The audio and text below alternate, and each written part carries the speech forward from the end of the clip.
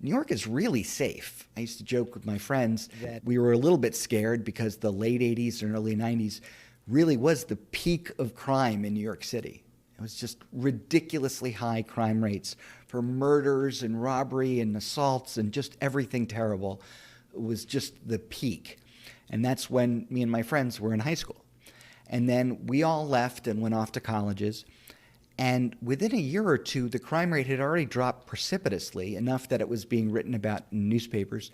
And my friends and I were all discussing, it's like, how is it that we all leave New York City and then suddenly the crime rate drops so substantially? Were we doing that much murdering in high school? I mean, I did a little murdering on the weekends because of peer pressure, but not enough to change the stats.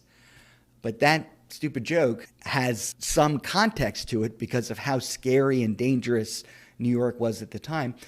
And as much as people scream about how dangerous and crime-ridden cities are, the crime rate has actually massively dropped.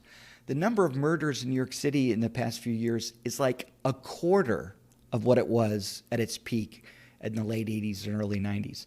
It was literally 4 times as bad as it is today.